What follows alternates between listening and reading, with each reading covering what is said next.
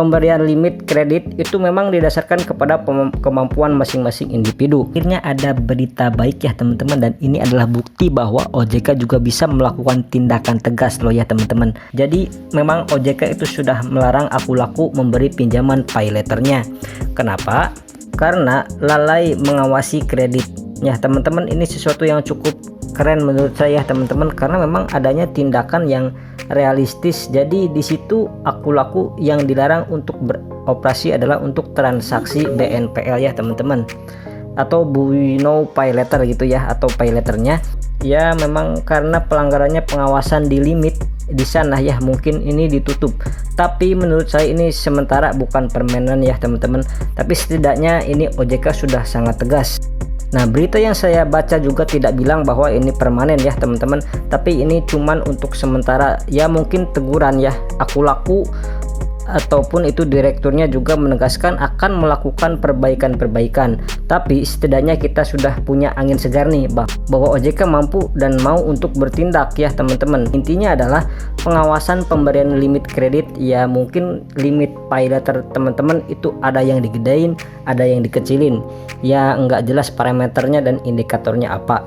Nah, OJK nggak mau tuh hal itu terjadi, karena bisa jadi itu yang memicu bahwa teman-teman itu banyak yang galbay, karena itu diberikan limit yang gede di luar batas kemampuan teman-teman, sehingga kita hilap, sehingga nggak ada aturan, terus kemudian kita mau bayar kesulitan. Mungkin akar permasalahannya adalah seperti itu ya teman-teman. Nggak cuman asal dikasih segini, orangnya dikasih segini, itu enggak ya teman-teman. Jadi memang harusnya sudah dikategorikan ya, istilahnya itu difilter dulu untuk pemberian limit pay letter itu seperti apa ya. Cuman untuk teman-teman, apakah yang sekarang yang sedang bermasalah di hutangnya, apakah ini aplikasi Akulaku akan ditutup total? Ya jawabannya enggak ya teman-teman. Cuman di sini diinformasikan cuman limit pay letternya aja. Jadi pay letter nggak bisa digunakan, tapi dana cicil pinjaman tunai itu masih bisa dibelanjakan. Itu masih bisa, namanya juga sementara ya teman-teman. Mungkin sesuatu yang baru pertama kali saya dengar, aplikasi besar pinjaman online atau pinjol kena sanksi e-commerce bisnisnya seperti ini ya teman-teman. Termasuk ya, itu termasuk gebrakan dan pencapaian baru sih dalam dunia perpinjolan atau per pay letteran seperti ini teman-teman. Banyak yang merasa pinjol itu masih nakal-nakal, yaitu mungkin karena tidak tercium oleh OJK, atau memang OJK memang sedang fokus dulu untuk menghadapi investasi bodong yang banyak banget di luar sana ya teman-teman.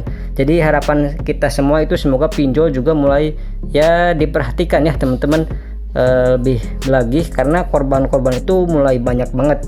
Teman-teman yang gagal bayar pinjaman online mau di daerah manapun, di kota manapun, itu sudah banyak ya. Untuk teman-teman yang mempunyai pengalaman di Akulaku Pay Letter, silakan teman-teman bisa sharing-sharing informasinya di kolom komentar, agar membuat DC Akulaku itu tidak jadi ke rumah teman-teman ketika teman-teman telat bayar atau gagal bayar di aplikasi Akulaku. Ini sedikit tips dan trik untuk teman-teman yang gagal bayar di pinjaman online Akulaku, karena ciri khas dari DC Akulaku atau DC pinjol-pinjol lain, kalau mau datang ke rumah itu mereka itu nggak pernah info-info ya teman-teman. Jadi nggak pernah nge-WA, nggak pernah misalkan saya akan datang ke rumah bapak atau ibu nanti sore, itu enggak ya teman-teman.